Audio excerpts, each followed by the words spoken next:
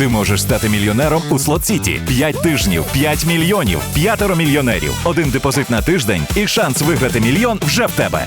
Знято? Та-та. Шикарно.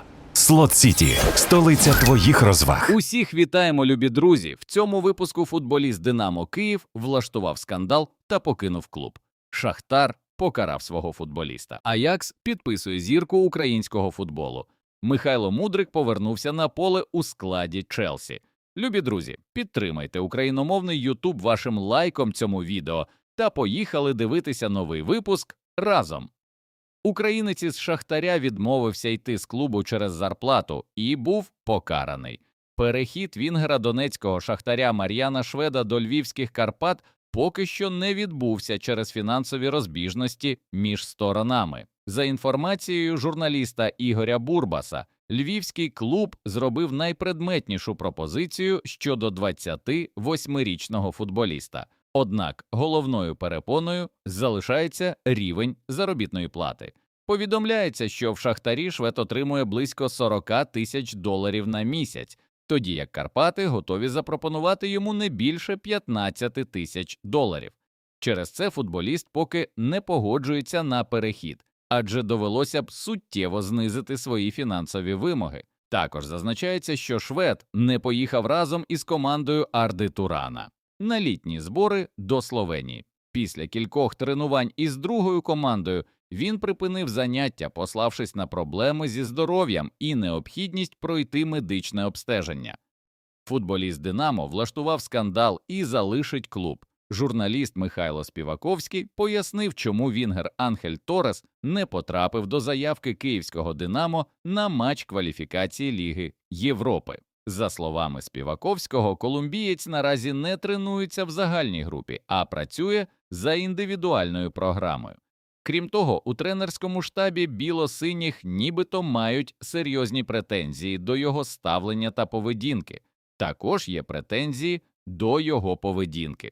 Думаю, в «Динамо» його не буде. І це досить дивно, адже під час оренди в Туреччині він виглядав футболістом, який міг би принести користь цій команді, підсумував журналіст. Полісся купить футболіста, якого відправляли в «Шахтар» і «Динамо». Житомирське Полісся найближчим часом оформить перехід опорного півзахисника Кривбасу Андрусва Араухо. За інформацією «Тато Таке», клуб уже перебуває на фінальній стадії переговорів із 23-річним венесуельцем. Сторони погоджують останні деталі майбутнього трансферу, а медичний огляд футболіста запланований на наступний тиждень. Повідомляється, що сума угоди не перевищить 1,5 мільйона євро. На трансферному ринку Полісся виграла конкуренцію за венесуельця у «Динамо» та «Шахтаря». «Аякс» хоче підписати зірку збірної України. Амстердамський «Аякс» за рекомендацією свого головного тренера Мічела став одним із претендентів на українського форварда Роми Артема Довбика, повідомляє у Твіттері журналіст Флавіо Марія Тассотті. Однак, як відзначає інсайдер, для переходу 29-річного нападника у стан нідерландського гранда є дві перешкоди – висока зарплата гравця та його вік, через який його буде складно перепродати в майбутньому. Тож підписання «Аяксом» українського форварда буде можливим лише за двох умов – якщо Рома погодиться піти на поступки і віддасть Артема в оренду, покривши частину його зарплати. В Йожефа Сабо виникло велике питання до київського «Динамо». Колишній тренер київського «Динамо» та легенда клубу Йожеф Сабо залишився розчарований матчем першого раунду кваліфікації Ліги Європи з Університатою. Нагадаємо, кияни зіграли в нічию 0-0. Цитуємо Сабо. «Чим вони займалися на зборах? Для мене велике питання. Я не побачив ні ідеї, ні навіть проблисків командної гри у «Динамо». Намагалися грати лише за рахунок індивідуальних дій. Ніби вперше побачили одне одного, і кожен робив те, що вмів, незважаючи на партнерів. Це тихий жах, а не гра», – заявив Сабо. Друзі, а чи погоджуєтесь ви з легендою «Динамо»? Пишіть в коментарях нижче. Форвард збірної України вирішив залишити клуб, який зіграє в Лізі чемпіонів. Форвард збірної України Роман Яремчук повідомив керівництву грецького Олімпіакоса про своє бажання залишити клуб у пошуках регулярної ігрової практики. Срібний призер Суперліги та учасник Ліги чемпіонів чекає найближчим часом на прибуття іранського нападника Мехді Таремі, який виступав на чемпіонаті світу. Яремчук не зможе розраховувати на місце у стартовому складі через високу конкуренцію з Таремі та Ель-Каабі, тому налаштований розглянути інші варіанти для продовження кар'єри. Серед пріоритетних варіантів для українця є повернення у французький Ліон, за який він грав другу половину минулого сезону. В Англії повідомили неочікувані новини про Мудрика.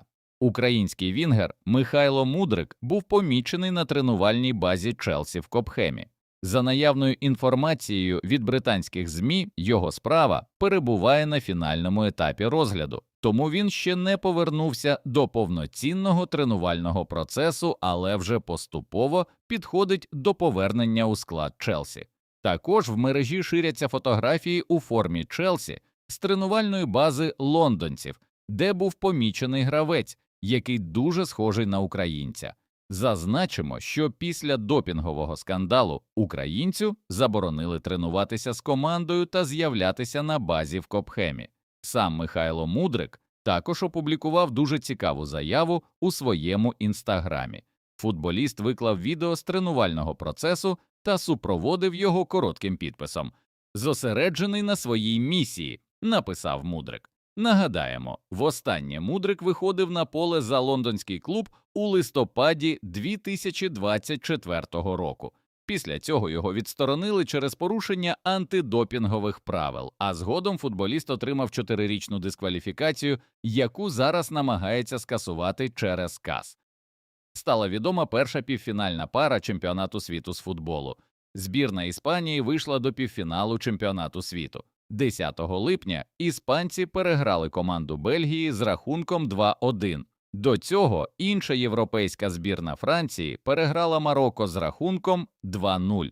Таким чином, у півфіналі іспанці зустрінуться саме з французами.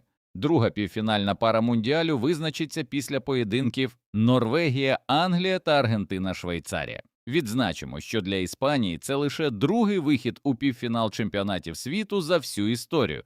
Перший завершився перемогою червоних у 2010 році.